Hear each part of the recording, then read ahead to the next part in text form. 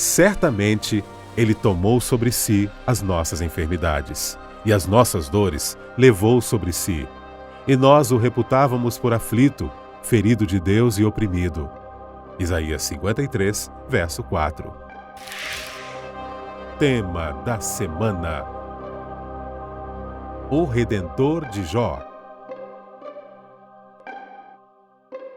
Está no ar mais um programa Lições da Bíblia. Nós estaremos, a partir de hoje, com os nossos 2 convidados para os últimos 3 programas desta temporada, onde estamos estudando o livro de Jó. Isso mesmo, se você fizer as contas, você vai perceber que nesta temporada não foram ou não serão 13 encontros, mas serão 14 encontros. E está aqui a dupla que apresenta aqui na Novo Tempo o programa Hiperlinkados. Isso mesmo. Aquela dupla, se você já assistiu, os 2 do sofá. Isso mesmo. E hoje nós estamos colocando aqui separados, né? Está aqui com a gente. Espero que essa mesinha não seja um alvo de discórdia entre vocês, ok? Prazer estar aqui, pastor. Pastor Diego Barreto, seja bem-vindo. Obrigado. Privilégio. O privilégio é nosso estar aqui. Qual a região que você trabalha? Eu sou do sul de São Paulo, região sul ali da capital mesmo de São Paulo, Paulista Sul. Que legal. Esse sotaque É. é Eu sou do sul de São Paulo, meu Trabalhando, trabalho, né? sim. Mas eu sou do Rio de Janeiro, nascido no Rio de Janeiro. Que beleza. Isso, trabalho aqui em São Paulo, mas sou de lá. Que beleza. Um abraço para todos os nossos queridos telespectadores na região sul, daqui de São Paulo. E você que é do Rio de Janeiro, que a bênção do Senhor esteja com você, com a sua família. Obrigado pela audiência, você está sempre ligado com a gente aqui. Júnior Flores. Isso. Seja bem-vindo, privilégio ter você com a gente. Privilégio para mim estar aqui, né? Os seus telespectadores aí, para estudar nosso guia de estudo aqui, ainda mais essa semana sobre Jó. E pode mandar abraço? Posso? Oh. Por favor, é aquela câmera ali que você vai olhar. Aí e eu vou ter que mande. mandar abraço também. Depois Por você manda abraço. favor, Então por vai lá, vai lá. favor. Porque a gente não manda abraço no nosso programa. Não manda, né? Não manda. Aqui está liberado até que o produtor diga, pastor, siga. Então também. Um abraço a todos aqueles que assistem o Hiperlinkados e pedem para a gente mandar abraço. É verdade, agora é a hora. Agora é a hora. Muito bem, eu estendo meu abraço também vendo? para os espectadores do Hiperlinkados e quero mandar, já que eu citei o Rio de Janeiro, um abraço para a minha igreja do coração, a igreja lá do Rio de Janeiro, Guadalupe. Pessoal do Guadalupe, um abraço para vocês aí. E o pessoal da Paulista Sul também, todo mundo que trabalha lá com a gente na Associação Paulista Sul, um abraço a todos. Ok, a sede administrativa da igreja que Isso. fica lá em... Fica perto do Capão Redondo. Exatamente. Muito bom. Eu achei que quando você falou que tinha abraço, você ia fazer uma lista e tal, mas só para os... Pode ser no próximo, então. Exatamente, a gente vai ter mais dois, indo. Vamos orar a Deus pedindo iluminação a estudarmos a palavra. Pastor, você pode orar? Posso. Pai querido, queremos invocar a Tua presença com a gente nesse momento.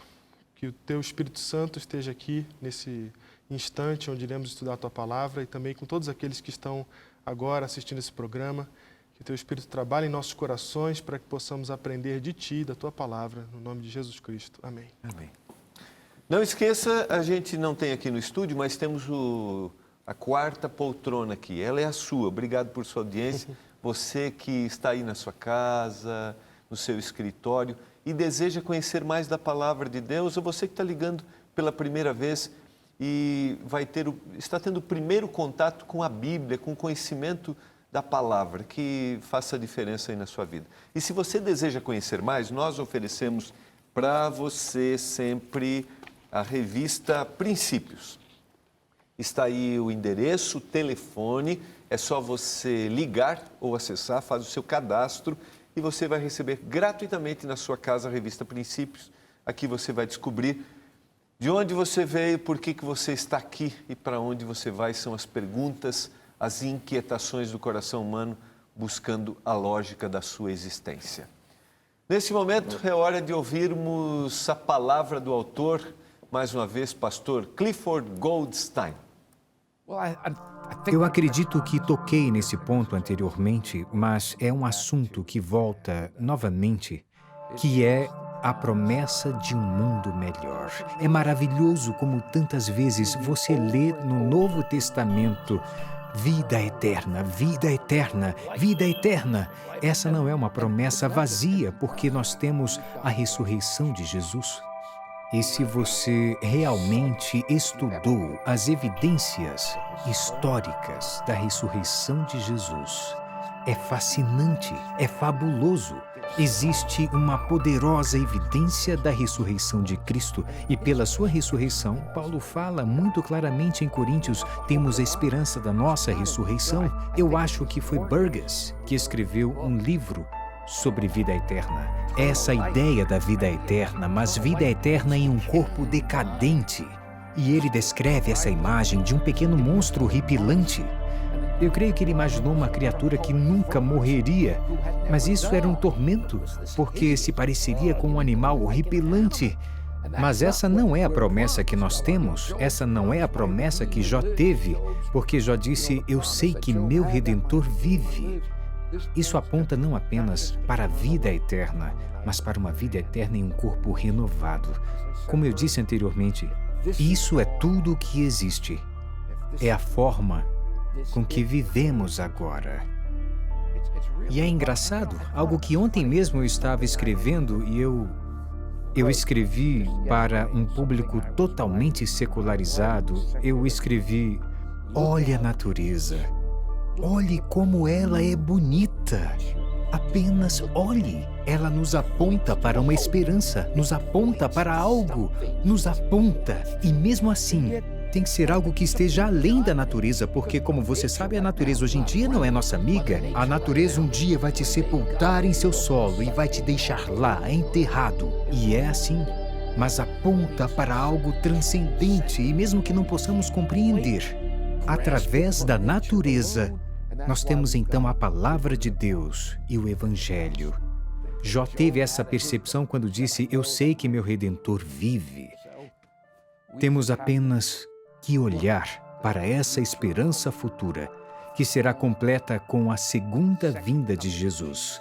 Como você pode ver em Daniel capítulo 2, Babilônia acabou como predito, Medo-Pérsia acabou como predito, Grécia acabou como predito, Roma acabou como predito, as nações da Europa quebrando também como predito. Todos esses reinos acabaram como predito. Não seja tolo, não lute contra o último reino que virá, o reino de Deus.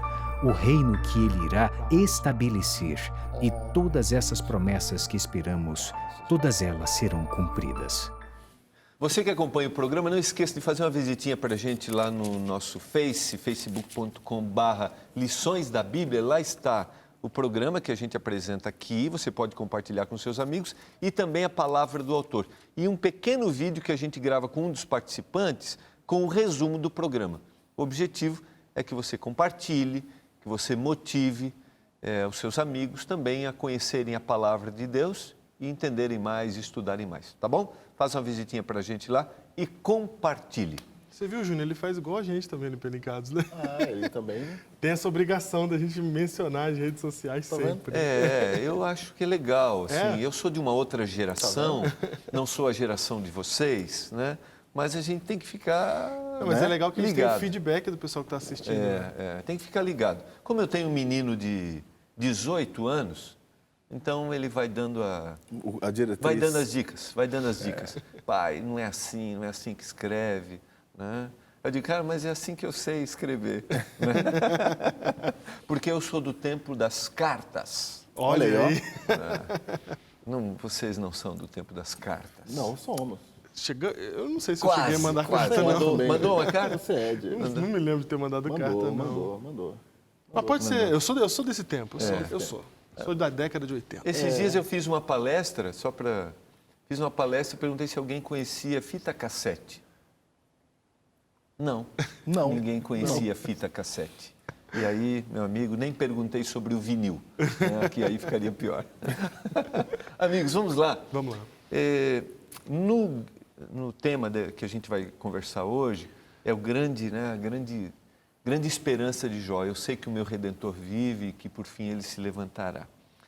Como a gente pode olhar para Jesus Cristo, para a morte de Jesus Cristo, e perceber que na morte, na cruz, nós temos as respostas para todas as inquietações do homem, para todo o sofrimento do homem. Como? Aquele, por exemplo, que está tendo contato pela primeira vez com o cristianismo, com Jesus. Como? O que vocês diriam? É interessante que a cruz ela não esteve presente em toda a história do cristianismo. Ela tem um ponto onde ela aparece. E tudo que acontece antes desse ponto, a gente só tem as perguntas, que é o período de Jó. A gente só tem essas dúvidas, essas perguntas. Hoje, a gente, em 2016 aqui, a gente pode ter a resposta que na época de Jó ela não era aparente, era só pela fé, né? Mas ela não estava presente ainda. Hoje a gente tem como vislumbrar uma era que não estava em vigor, que não existia até então. Mas as mesmas perguntas que, embora hoje haja essa resposta por causa da cruz, a gente continua fazendo as mesmas perguntas. Exatamente. Porque a gente continua tendo as mesmas lutas de sempre da humanidade. E eu lembro de um verso no capítulo de Jó que me trouxe muito esse incômodo. Antes de fazer teologia, estudando a Bíblia, lendo o livro de Jó, eu lembro que eu encontrei esse verso e ele me incomodou de uma maneira muito profunda. E o nosso guia fala desse incômodo na introdução, ali no dia de sábado, que é o texto, capítulo 1, versículo 12, quando lá no céu acontece aquela cena entre Deus e Satanás. Deus é quem chama a atenção, né? Satanás estava quieto na história, Deus é que chama Satanás para o diálogo. E Jó entra na argumentação, Deus apresenta Jó no argumento, etc. Tal, e Satanás lança um questionamento a Jó. Jó, ele é fiel a ti porque ele está tudo bem na vida dele, né? Põe a mão nele que o Senhor vai ver que ele vai blasfemar. E aí vem o verso 12, que Deus fala assim, então tá, tudo que ele tem está em tuas mãos. Então como é que Deus deixa um filho seu, menor do que Satanás, frágil lá na terra, como é que ele deixa, como é que ele entrega esse filho nas mãos de um inimigo irado? Eu lembro que isso me incomodava demais. Por que isso aconteceu? Por que Deus não fez alguma coisa, né? E eu acho que essa lição veio para ajudar a gente a entender isso. Porque em realidade, quando você diz Satanás estava ali, né, aí é a pergunta, de onde vens? Né? E aí havia esse chamar a atenção ali que você colocou, né? Isso. Só para não dar... O que você está fazendo aqui, né? Exatamente. Em que autoridade você está aqui? Exatamente. Aí ele fala, não, eu estou aqui representando a terra, porque não tem representante a terra, então o representante sou eu. Se coloca como representante, né? Então você falou aí, para aquele que está conhecendo a Bíblia agora, o que a cruz, ela tem... O que importa a cruz para nós, não é? Para reduzir e simplificar bem, a Bíblia diz que o ser humano teria que morrer por causa do pecado. E aí alguém faz isso no lugar do ser humano, não é? Então Cristo, ele morre na cruz. Você disse que Cristo, ele teria entregue um ser humano nas mãos do inimigo irado. Isso. Mas Cristo não faz isso. Ele toma o lugar na cruz e ele então morre no lugar do ser humano que deveria morrer justamente por causa do pecado. Então esse nosso Deus é um Deus Por isso que Jó consegue resistir, porque ele tinha esta fé. Pode terminar o seu raciocínio. Então, é uma substituição. O culpado sou eu, o pecador sou eu. E aí Deus que me ama olha para mim e fala assim, eu te amo tanto, mas eu quero que você viva, então eu morro no seu lugar. Então, a cruz, ela é isso. Ela é Deus trocando de lugar comigo. Não é? A morte de Deus, a morte de Cristo é isso. Não é? Foi na cruz, porque na época... era o jeito que os romanos matavam, né? Então, a morte de Cristo é essa substituição, essa troca. E quando Jó fala, eu sei que o meu Redentor vive, ali ele está usando uma palavra, né? Uma palavra que, nos tempos do Antigo Testamento, você tinha a figura do resgatador, daquele que resgatava, daquele... Por exemplo, se você pode ler lá em Levítico 25, se uma mulher ficava viúva, o marido... ficava sem descendência. Ou se ela ficava viúva, o cunhado dela, o irmão do marido falecido, teria que casar com ela para ela não ficar sozinha e desamparada. É o papel de Boaz e Ruth. Isso. Exatamente. É o resgatador. É o resgatador. Então, quando Jó fala, eu sei que o meu Redentor vive, ele está dizendo isso. Eu sei que o resgatador, aquele que quando eu não tenho mais solução para mim, quando não tem mais jeito para mim, quando eu estou no fundo do poço, ele aparece. Jó estava no fundo do poço. Ele não vislumbrava, a situação dele estava muito ruim, mas era muito ruim. Muito ruim. E aí ele consegue dizer assim, eu tenho um resgatador. Eu sei que eu tenho alguém na hora muito ruim. Porque você tocou um aspecto assim, que é interessante a gente avaliar. Eles sempre vislumbravam este acontecimento, mas pela fé eles acreditavam neste acontecimento. Nesse acontecimento da cruz. Então, quando ele fala, eu sei que o meu Redentor vive, o Jó não estava nem na nossa posição de já ter visto Cristo vir ao mundo, de já ter visto a cruz. Sim. Ele está citando algo que vai acontecer. E ele crê que isso vai acontecer e que ele pode confiar nisso, apesar da situação em que ele se encontra. Isso, ele crê acima da circunstância que ele está. Porque ele está afogando numa situação, né? Ele está imerso numa situação, e ele está falando assim, além disso aqui que eu estou imerso, eu sei que tem algo maior, mais poderoso, que quer o meu bem, e ele vai se manifestar. Ainda que eu me afogue aqui, ele vai se manifestar e vai me colocar numa situação diferente dessa que eu estou agora. Ele tinha tudo para não acreditar em nada disso. Ele tinha tudo. Exatamente. Não, ele tinha tudo para jogar fora. Essencialmente também não fazia parte do povo, povo de Israel. Sim. Né? Então você tem uma série de fatores que contribuem para não... e até os comentaristas dizem, eu acho que isso é interessante, colocar um personagem assim, que a gente chama tecnicamente de gentil, é colocar toda a humanidade com a mesma oportunidade. Para todos. Exatamente. E aí, quando a gente pensa nisso, eu pergunto para vocês, aquele que talvez não sinta hoje a necessidade de ser resgatado do quê? Aquele que talvez viva numa boa condição, diferente do personagem aqui, o que vocês diriam para ele? Eu diria que ele não está percebendo direito o mundo, né? Porque por melhor que seja a circunstância que você vive nessa terra, está claro para qualquer um de nós que as melhores circunstâncias que a gente vive são passageiras, e as piores também, mas tudo é passageiro aqui. Então, se você está muito bem hoje, está tudo certo na sua vida, tudo maravilhoso, aperte os cintos, porque uma hora isso vai passar. A vida é assim. Não tem ninguém que está completamente perfeito, bem, tudo certo. Não tem. Diego, eu penso assim, eu sempre falo isso, tem gente que vai desfrutar dessa e da outra vida.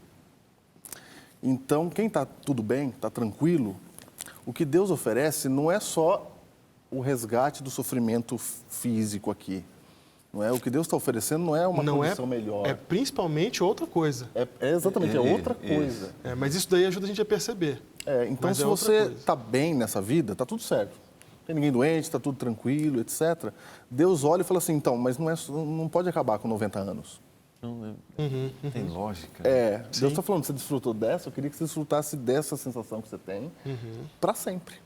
Eu queria que você vivesse para sempre. Então, a oferta de Deus para nós, ela é muito maior do que a gente consegue atingir aqui no período que a gente vive aqui, mesmo que a minha vida esteja toda bem. Não é? Até porque esse negócio de vida toda bem, Júnior, isso não existe, porque quando está tudo bem, eu quero mais. Não, mas é relativo. Aí eu vou criando desejos que vão pedindo cada vez mais. Ninguém se acomoda na felicidade. Eu nunca vi. Entendi. E também, em algum momento, um laço de relacionamento pode ser interrompido, uma perda. Isso. A gente está muito suscetível. Nós vamos para o intervalo, a gente volta já, tá bom? Não esqueça, nosso objetivo, nossa conversa é fazer com que todos nós cresçamos no conhecimento e entendermos que Deus tem planos maravilhosos para a gente. Não só aquilo que nós vivemos aqui, mas na eternidade. Nós voltamos já.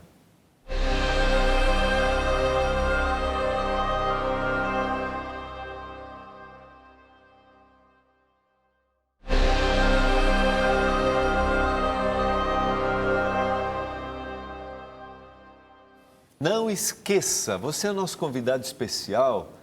Todo sábado pela manhã, em toda a comunidade adventista do sétimo dia, nós temos um momento de conversa do Lições da Bíblia. São pequenos grupos, unidades que a gente chama, você é o nosso convidado. Chega lá e diga, olha, eu assisto lições da Bíblia, quero conversar um pouquinho sobre o tema, lá você tem a liberdade de colocar as suas ideias e você será bem-vindo. Amigos, adiante, como nós podemos ver em Jesus, esse Jesus que morreu, mas esse Jesus que viveu, que assumiu a natureza humana, como nós podemos ver nele a identificação conosco hoje? E como isso pode ser motivador para a minha vida? Pastor, a gente, como ser humano, a gente espera que alguém calce a nossa sandália para entender o que a gente passa. E Deus, embora Ele seja grandioso, seja eterno, esteja agora num trono celestial, Ele se submete a ser um de nós, né? Ele se submete a ser um humano e passar por aquilo que a gente passa. Então, eu costumo sempre dizer que Jesus, ele bateu o dedinho no cantinho da mesa, Jesus, ele teve que cortar a unha, Jesus, passou fome, Jesus sentiu sede. Tudo isso que a gente vive, ele viveu. E também viveu a vida na terra, né? O sofrimento na terra.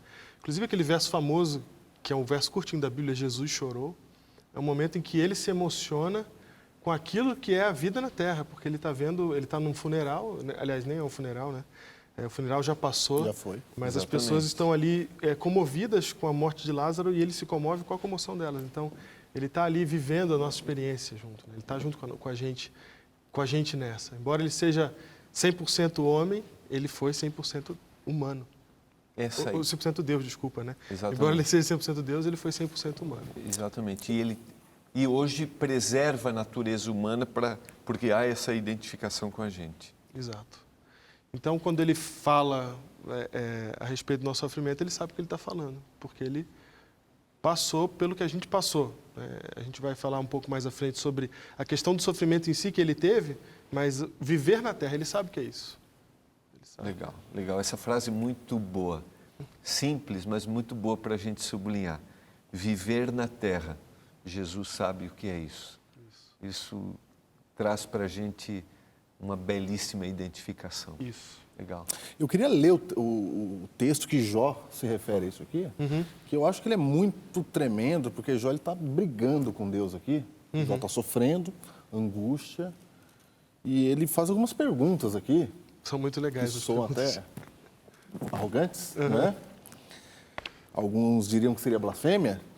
Jó 10, verso 5, Deus fala assim, ó, são teus dias como os dias do mortal? Ou são teus anos como os anos de um homem, para te informares da minha iniquidade ou averiguares o meu pecado? Olha, você sabe o que eu estou passando aqui?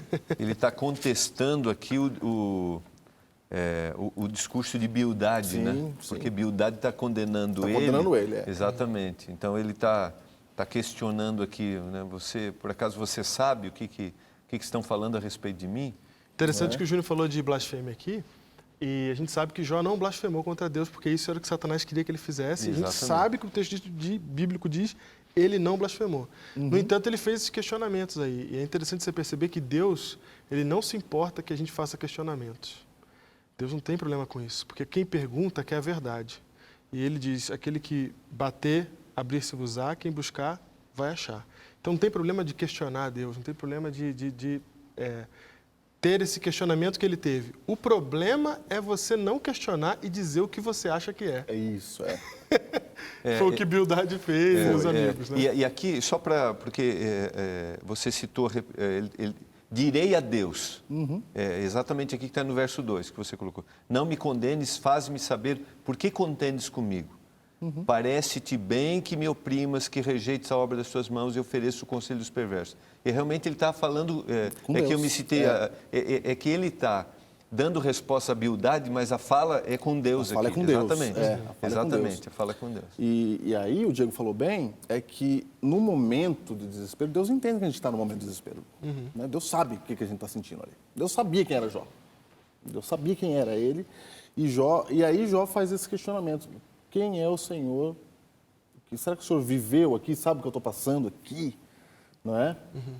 Aí no entra essa momento- questão de blasfêmia, aparentemente blasfêmia. aparentemente blasfêmia. Exatamente. Mas isso que ele falou é muito legal da gente pensar. Deus, como é que foi a expressão que você usou? Que Deus não se importa não se importa com... de questionarmos ele. Exatamente. Tanto que no problema final com do isso. livro de Jó, Deus vai aparecer e falar assim, para os amigos, vocês não falaram que era reto como meu servo Jó. Isso. Então, Deus tem tudo que Jó falou como reto, como certo. Porque Deus entende aqui. E aqui você Deus tem uma relação... considera, né? Considera. essa- Isso aqui é uma relação de proximidade, uma relação de proximidade com Deus. De intimidade, De exatamente. intimidade com Deus. E aí parece que Deus vem ao mundo... Ainda que Deus dá uma dura nele lá, né? Sim. Assim, dá uma dura, eu digo assim, Deus diz assim, tá bom, Jó, é o que a gente já estudou, conversamos sobre isso aqui. Jó, olha tudo que eu fiz aí. Sim. Olha tudo que eu fiz. Jó, você sabe quem você é? Né? Quem você... Qual é a sua posição? Porque Deus está querendo, na realidade, dizer, Jó, eu estou preocupado com você. Aí volta a relação de proximidade. Exatamente. Tem essa relação. E aí parece que Deus, quando vem ao mundo, Cristo, quando vem aqui, ele não vem porque Jó falou isso. Ele já viria mesmo, não é? Ele já estava no plano dele vir. É Jó que não sabia ainda, né? Não tinha o vislumbre completo, total. E quem tem esse vislumbre de Deus completo, né? Quem tem essa... Eu acho bonito como a Bíblia mostra o ser humano como ser humano mesmo. Então, o fato de Deus ter vindo e andado aqui mostra que, embora ele seja um Deus todo-poderoso, ele vem aqui. Não é? Deus, ele preferiu ser homem. Tem tantos homens que querem ser Deus, né? Mandar, etc. e tal. Legal isso. Né? Comandar tudo. O nosso Deus é diferente. Ele preferiu, ele gostou de ser ser humano. Ele quis ser igual a você, Diego. Né? Ele quis ser que nem eu. Então ele falou, eu quero ser que nem você. Eu gosto tanto de vocês que eu quero ser que nem vocês. Eu quero andar aí com vocês, passar o que vocês passam, não é?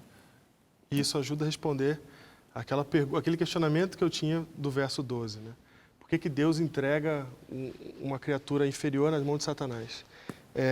Eu queria que você imaginasse a cena comigo, lá no céu, acontecendo essa discussão entre Deus e o diabo ali, o questionamento de Satanás é, no teu reino, no teu universo, existe um lugar que é rebelde, a terra, lá quem manda sou eu.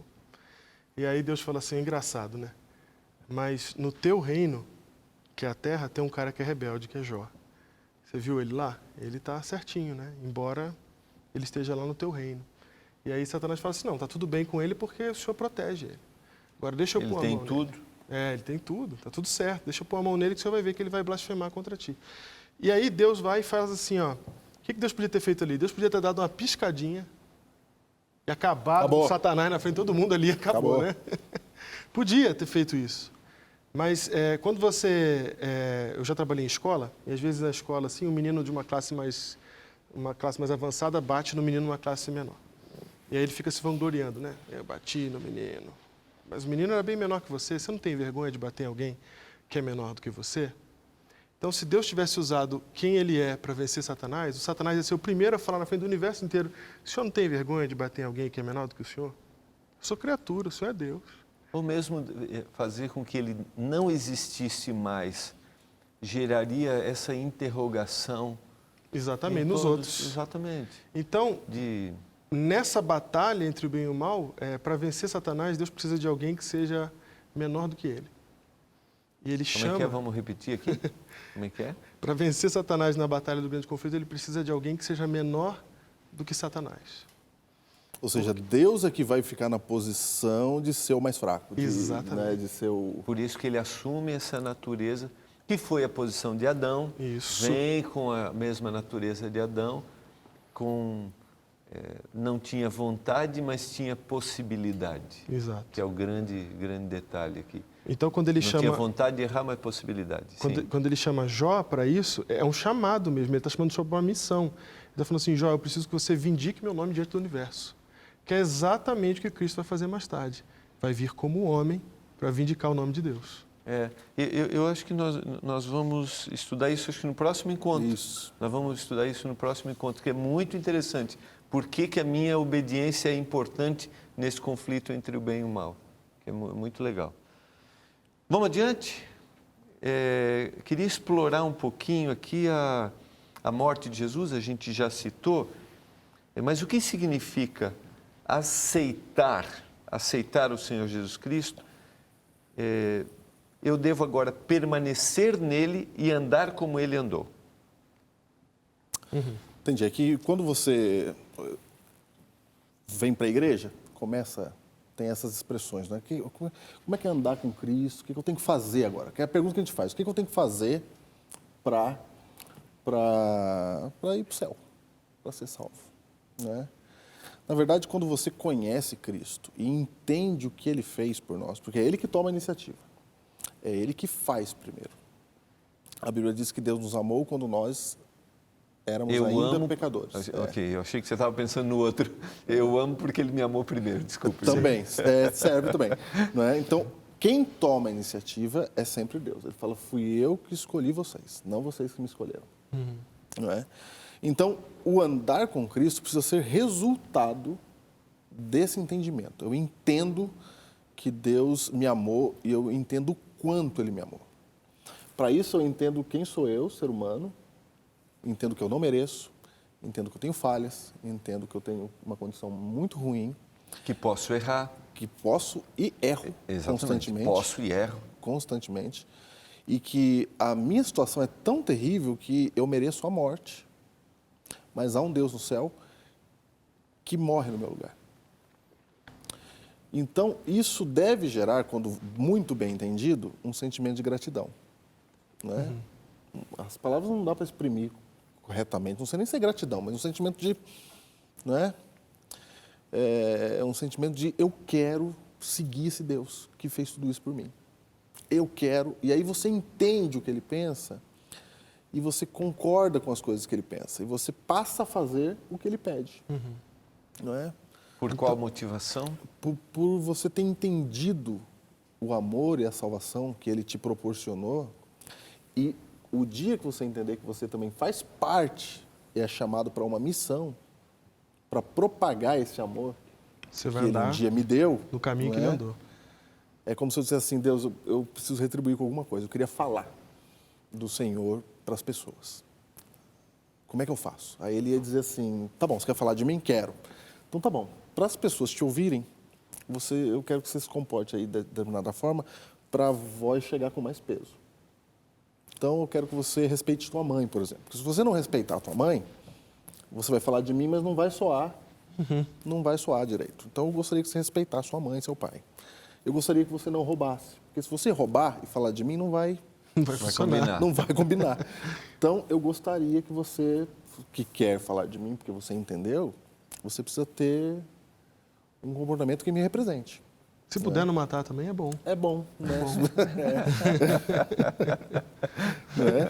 Então, andar como Cristo andou seria o resultado desse relacionamento primeiro com Cristo, desse encontro com o resgatador, desse encontro com o Redentor. Não é? Seria o resultado disso. Então, a obediência se encaixa com Um efeito. um efeito. O efeito, exatamente. Por que eu estou dizendo isso? Porque frequentemente a gente coloca como causa. Exatamente. A gente inverte o processo aí. Inverte o processo. A questão toda está na motivação. A motivação errada, ela mata qualquer ação. Ela envenena a ação. Então, se eu fizer... Boa frase, vamos sublinhar. Você sabe que no Lições a gente sublinha. Assista o Lições que você vai ver. Esses 3 programas você vai assistir. Eu assisto, pastor, sexta-feira, estou lá. Vamos lá, desculpa. É como eu estou aqui, né, na poltrona, mas com 2 no sofá. Então vamos lá. Vamos lá. A motivação errada envenena a ação. Ouvi isso do pastor Amin Rodô, que foi nosso professor, né? A motivação errada envenena a ação. Então, se eu fizer uma coisa boa por motivo errado, não adiantou de nada. Então, se eu ajudo alguém, paro no trânsito ali, alguém quer ajuda, eu vou lá e dou um dinheiro, ajudo, né? Ajudo. Mas o meu objetivo é fazer com que o carona que está ali do meu lado ache que eu sou uma boa pessoa, já era, perdi aquilo ali, que não tem valor nenhum. Então, se eu coloco a obediência antes da salvação, eu estou usando ela para chegar à salvação, vira barganha com Deus, vira paganismo, vira sacrifício em nome de uma salvação, legal, de um resultado. Muito legal. Então, eu imagino, depois. O que você colocou, vamos repetir a frase porque ela é muito boa, né? a motivação errada envenena a minha ação, às vezes ações boas, né? Tem tanta coisa que a gente está fazendo aí, e isso é essencial para a gente. Porque o Júnior colocou uma coisa, eu achei muito legal. Primeiro eu sinto esse prazer do cristianismo, daquilo que Jesus fez. Agora eu começo a viver isso, e aí vem, né? É bom isso, é bom aquilo, porque o Senhor quer. E aí eu vou contar para todo mundo o que está acontecendo. Exatamente. Eu não vou conseguir. A minha ação, ela é motivada pela boa ação, que é... A minha ação é motivada, tem um bom motivo, que é o amor. Muito bom. Só terminando, porque neste caso, a ordem dos fatores altera o produto. A gente tem que fazer na ordem que Deus pediu para fazer. Primeiro conhece Deus e depois tem uma experiência etc. constante, senão não há prazer no cristianismo. É isso. Senão o indivíduo carrega um fardo. O próprio Jesus falou, se me amais, guardareis os meus mandamentos. Legal. A gente vai para o intervalo. Eu acho que hoje o pastor Amin ficou orgulhoso dos seus alunos. Viu? Um abraço para o pastor Amin Rodor, uma pessoa muito querida. Nós vamos para o intervalo, nós voltamos já.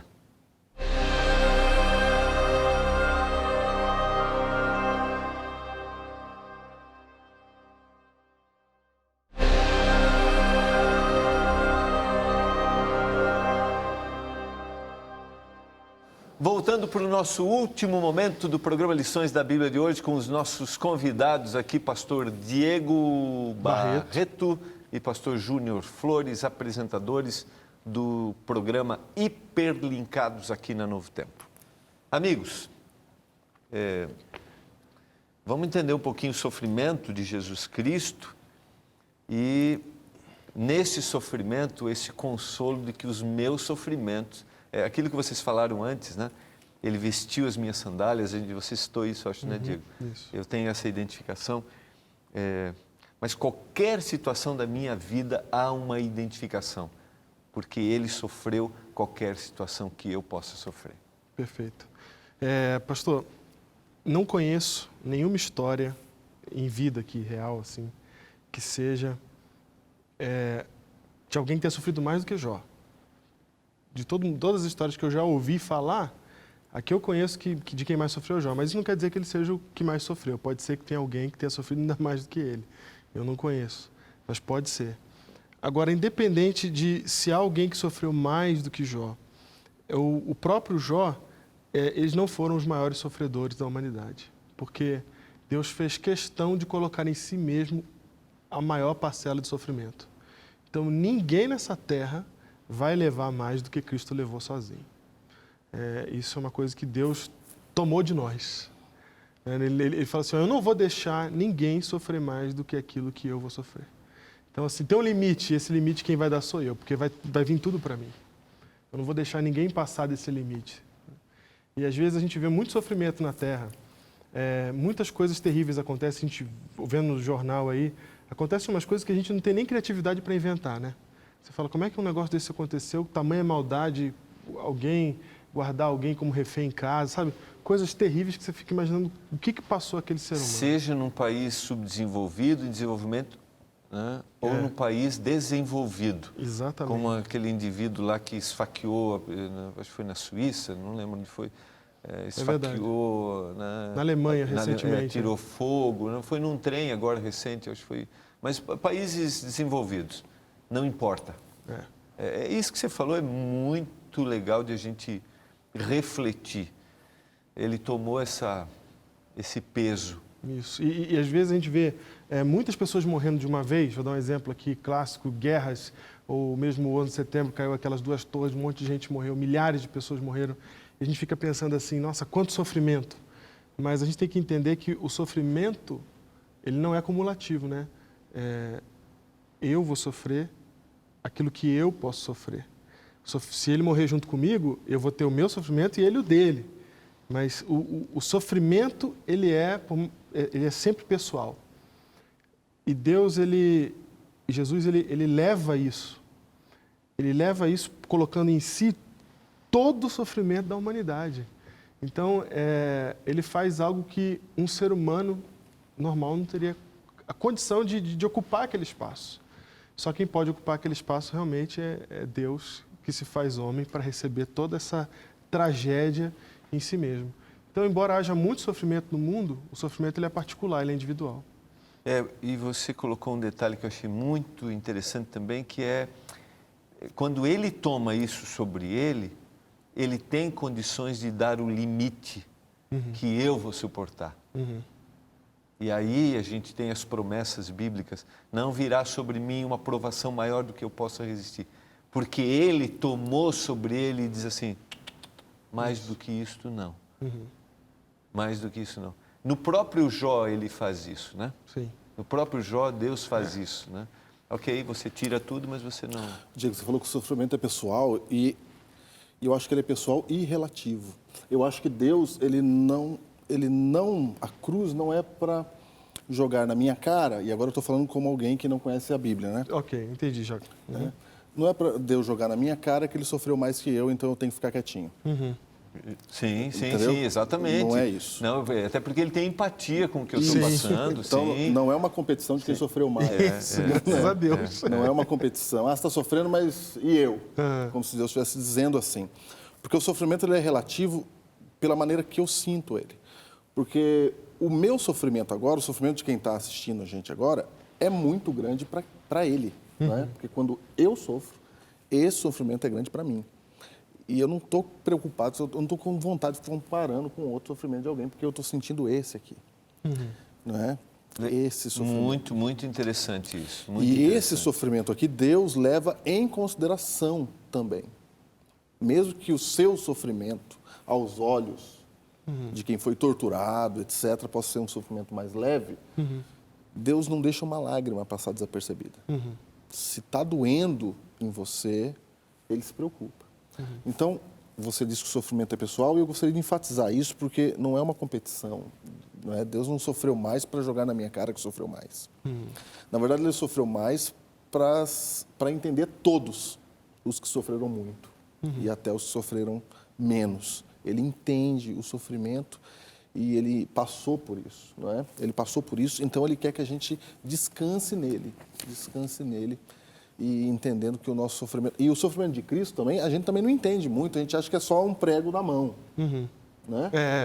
A doeu o prego na mão. Sim. Tem outras torturas que doem mais, talvez. Não sei. Não quero saber também. Né? Mas o sofrimento de Cristo foi ficar aqui como ser humano, tendo todo o poder para resolver tudo, sem poder resolver. É como você no deserto, alguém disser para mim e falar assim, você tem que morrer no deserto de sede. A sua função a sua missão é morrer de sede no deserto. É fácil morrer de sede no deserto quando você não tem água. Mas para Cristo não, foi dado para Ele água em abundância e dito, morra de sede. Porque Ele tinha todo o poder para não sofrer. Não é? Uma coisa é eu sofrer tendo que sofrer. Não tem jeito, não é? Não tem jeito. O peso, talvez essa seja a grande questão, o peso de toda a transgressão, de todo o erro da humanidade sobre ele. A gente não tem noção dessas coisas. O que eu estou querendo dizer é que a gente não tem noção mesmo. Exatamente. A gente, como diz a moçada, a gente é sem noção. Literalmente sem noção. Assim, não tem. Por mais que você se esforce, como você vai entender isso? Assim como eu não estou querendo aqui achar que eu entendo do sofrimento de cada um que está nos assistindo. Exato. E a gente trabalhou entendo, isso. E é importante porque, às vezes, nós trabalhamos isso ao longo da temporada aí. Os amigos de Jó, ao invés de ajudarem, acabaram sendo... atrapalharam com essa situação. E em nome de Deus ele estava atrapalhando. O último programa teve com a gente o pastor Yuri, ele falou... a gente não pode, às vezes, ficar arriscando que a gente entende todas as coisas, porque a gente não entende todas as coisas. Eu só queria citar, antes da gente ir adiante, o homem que feriu 6 pessoas no ataque de trem na Suíça mesmo. Na Suíça. Na Suíça. Por isso que eu fiz a referência no mês de agosto. Postagem da notícia aqui, 13 de agosto. Tá? Então, só para a gente... que eu citei lá, não importa qual seja o lugar, seja num país subdesenvolvido, ou na Suíça. Né? Então, o sofrimento, a dor, atinge todos em todos os lugares e todos têm a mesma necessidade. Exato. Né? Mas a gente, embora o que o Júnior está falando aqui seja muito verdade, que o maior sofrimento de Cristo não foi o físico, A gente assiste Paixão de Cristo lá, o filme do Mel Gibson, Jesus sofre demais, a gente chora, a gente acha, coitado dele, né? E foi assim mesmo, hein? Muito provavelmente. Sim, Exatamente. O sistema de tortura... Aquele filme foi bastante fiel, vamos dizer assim, mas o maior sofrimento não estava no que estava aparecendo ali. O maior sofrimento era interior. Acontece que nós, seres humanos, temos a tendência de viver numa superfície em que, quando eu estou sofrendo, eu rompo com Deus. E esse foi exatamente o contrário do que Jó fez, né? Porque eu estou pegando o meu sofrimento físico e estou colocando um olhar espiritual sobre ele. A gente faz isso o tempo todo. Então, ao mesmo tempo que Deus não quer jogar na nossa cara que ele sofreu mais do que a gente, quando a gente está sofrendo, nós somos os primeiros a questionar a Deus: por que o Senhor me deixa sofrer tanto assim? E aí a gente tem que lembrar que Ele passou por aqui, viveu o que a gente vive, sabe o que a gente está passando, entende que a gente é pó. Foi assim que Ele tratou Jó. Mesmo em todos os questionamentos, Ele falou assim: eu sei que você está sofrendo, e deixou ele questionar, e deixou ele falar o que ele falou. Então, é uma identificação com a gente não está sozinho no nosso sofrimento. Porque Ele participou com a gente do sofrimento. Vocês estão sofrendo? Eu sei o que é, eu estava aí com vocês. É identificação. É identificação, né? Exatamente. Então, assim, eu não abandonei vocês, eu estou com vocês e ainda impus um limite a esse negócio para você não passar mais do que isso aí. Muito bom. Vamos adiante. Nós temos aqui, eu quero até citar, ler o texto de São João. Vou começar com São João capítulo 12. Nós temos, na morte de Jesus Cristo, no poder da morte de Jesus Cristo, o mal definitivamente é desmascarado, ele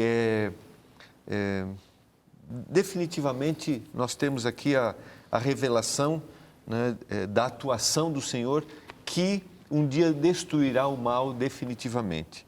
Verso 30, São João 12, 30 a 32. Então explicou Jesus: não foi por mim que veio esta voz, e sim por vossa causa. Chegou o momento de ser julgado este mundo, e agora o seu príncipe será expulso. E eu, quando for levantado da terra, atrairei todos a mim mesmo.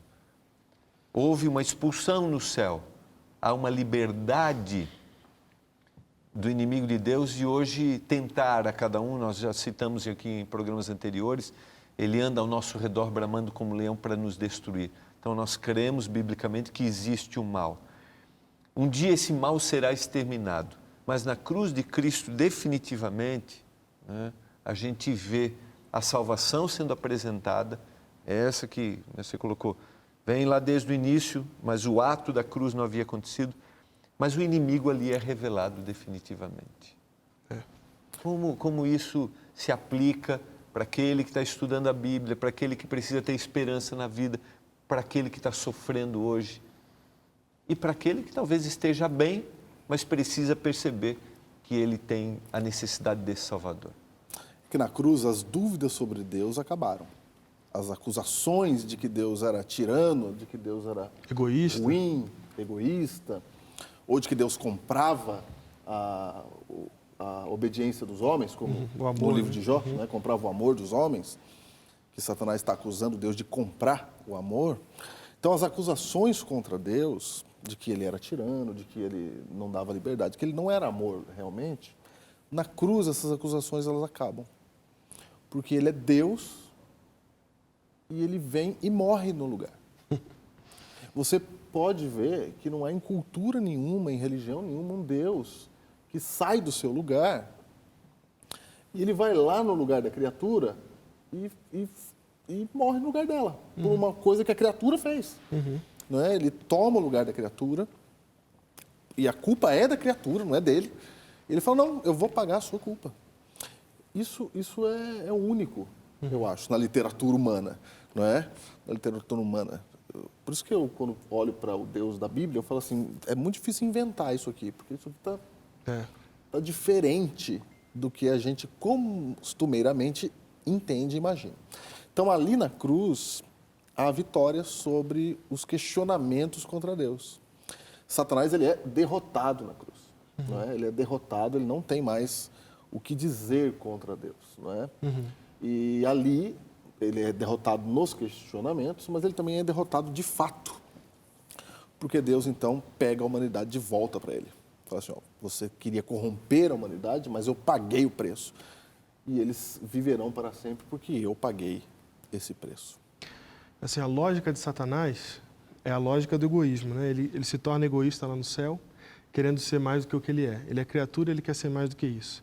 Ele quer ocupar cargos maiores, o orgulho dele se exacerba, ele quer ser mais do que ele pode ser e a vida dele se constrói sobre essa lógica. Tanto é que quando ele vai acusar Jó, ele acusa sobre essa lógica. Ele fala assim, ó, tá tudo bem com ele, né? Tá tudo bem com ele porque o Senhor dá tudo para ele. Tira dele que ele vai blasfemar.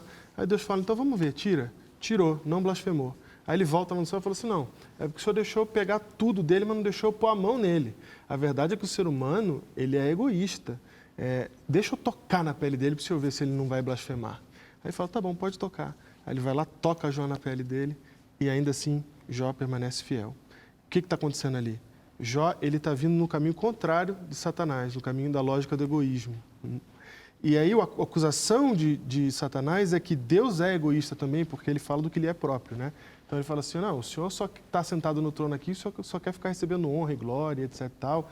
É fácil pedir para os outros obedecer quando o Senhor não precisa fazer nada, né? E aí quando Jesus vem à Terra, então o Deus que está no trono desce para nascer na manjedoura. Aquele que é digno de todas as coisas desce para doar. Aquele que é digno de tomar tudo para si, porque é tudo dele, desce para entregar. Entrega a própria vida em favor dos outros, acabou, destrói a lógica dele completamente. E qualquer acusação que existia contra Deus desaparece no momento que o próprio Deus está morto numa cruz para poder salvar o ser humano. Muito bom. Vocês estavam falando, eu estava procurando aqui.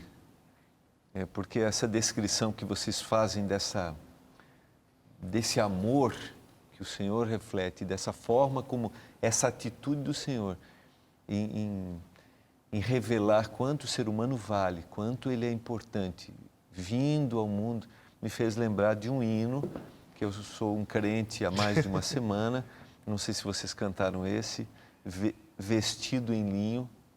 Acho que vocês não cantaram esse. Pode ser, eu tenho que ouvir.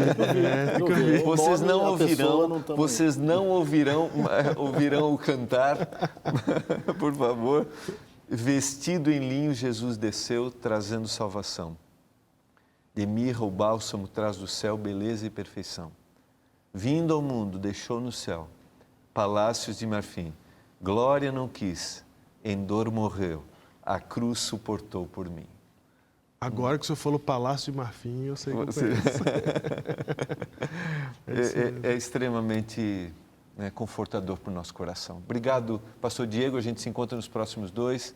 Obrigado, pastor Júnior. Vamos orar a Deus. Vamos. Pai, obrigado pelo sacrifício de Jesus Cristo, por sua morte.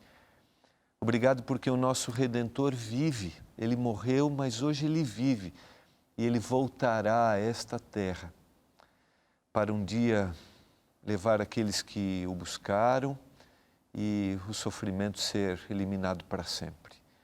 Eu oro por cada telespectador, que essa mensagem faça diferença na vida de cada um e que eles busquem conhecer o Senhor todos os dias, que todos nós busquemos. Nós suplicamos em nome de Jesus Cristo. Amém. Não esqueça as palavras de Jesus, e conhecereis a verdade e a verdade vos libertará. Nós nos encontraremos no próximo programa Lições da Bíblia, aqui na TV Novo Tempo, o canal da Esperança.